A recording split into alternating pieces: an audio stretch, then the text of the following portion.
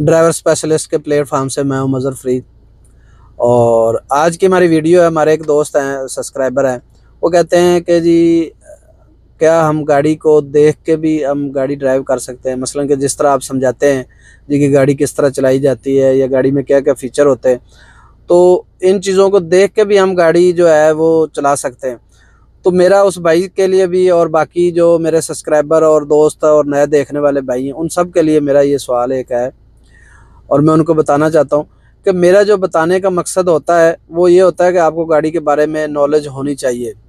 और इसके अलावा 5 से 6 अहम असूल होते हैं गाड़ी को चलाने के लिए, गाड़ी को ड्राइव करने के लिए। सबसे पहला जो एक असूल है कि आप कौन सी गाड़ी को देख के आप गाड़ी चलाना चाह रहे हैं। नंबर 2 पे है कि आप ऑटोमेटिक गाड़ी चलाना चाह रहे हैं या मैनुअल गाड़ी आप चलाना चाह रहे हैं। और नंबर 3 ये है कि आपने पहले कभी गाड़ी चलाई है या नहीं चलाई, आप पहली दफ़ा गाड़ी चलाना चाह रहे हैं, आपको बिल्कुल गाड़ी के बारे में मालूमात नहीं है। नंबर 4 पे अगर आप गाड़ी चलाना चाह रहे हैं, क्या आप बाइक चलाना जानते हैं, आपको बाइक चलानी आती है। तो अगर जिस भाई को बाइक चलाना आती है वो भी गाड़ी को जो है चला सकता है, लेकिन उसके लिए भी प्रैक्टिकली होना बहुत ज़रूरी है। वो भी मैं आगे चल के आपको बताता हूँ। उसके आगे नंबर जो बनता है हमारा जी 5, वो ये है कि क्या आप पहले कोई भी गाड़ी ड्राइव आपने की है या नहीं की है, या अगर की है तो वो ऑटोमेटिक थी या मैनुअल ड्राइव कर रहे हैं आप गाड़ी, या आपने बड़ी गाड़ी ड्राइव की है या छोटी गाड़ी।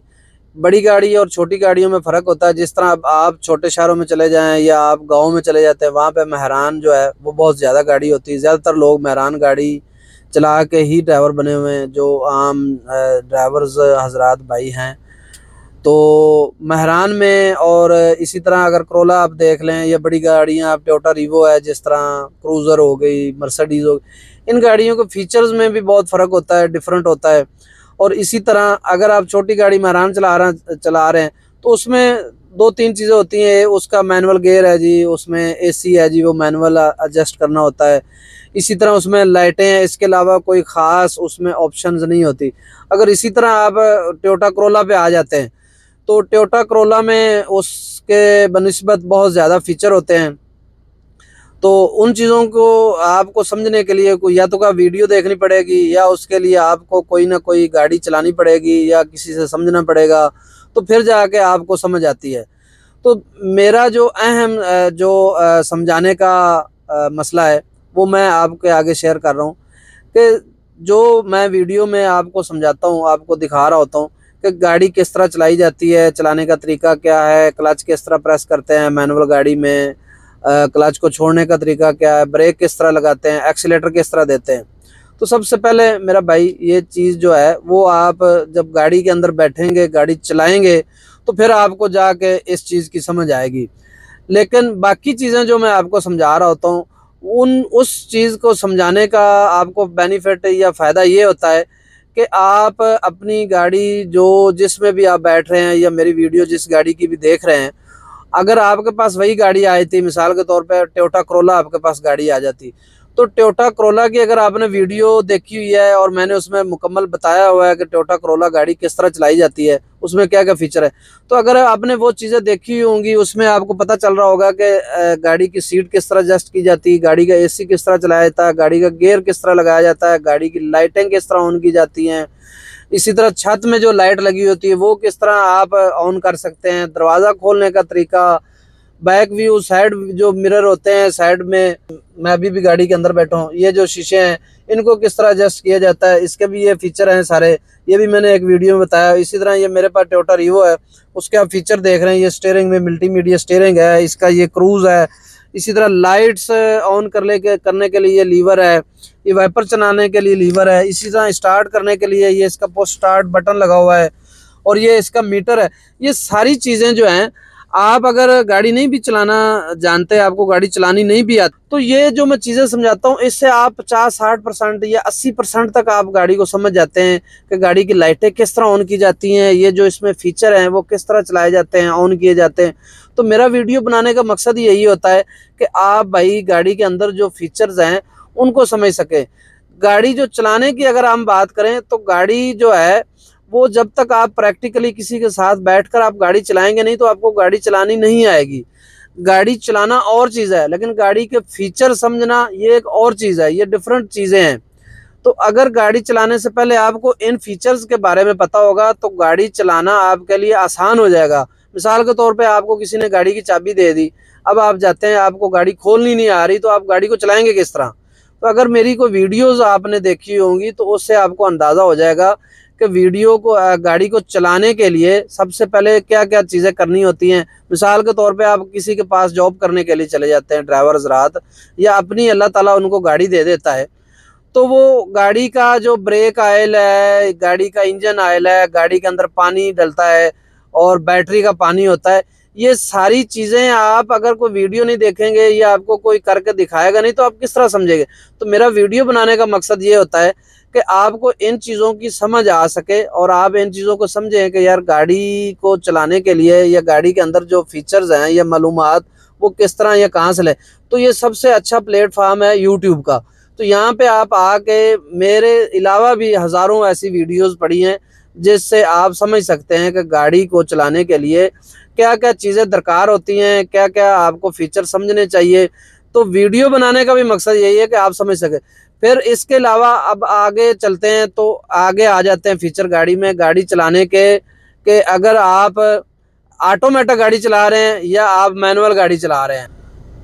तो मैनुअल गाड़ी जो है वो डिफरेंट चीज़ है, ऑटोमेटिक गाड़ी जो है वो डिफरेंट है। आप मैनुअल गाड़ी को चलाने के लिए आपको पहले क्लच प्रेस करना पड़ता है, उसमें क्लच, रेस और जो है ना ब्रेक होती है। और इसी तरह ही अगर आप ऑटोमेटिक गाड़ी चला रहे हैं तो ऑटोमेटिक गाड़ी में आपके पास सिर्फ एक्सीलेटर और ब्रेक होती है, और एक दफ़ा गियर लगाया उसके बाद आप एक्सीलेटर देते जाएं और आपकी गाड़ी जो है वो चलती जाएगी चलती जाएगी।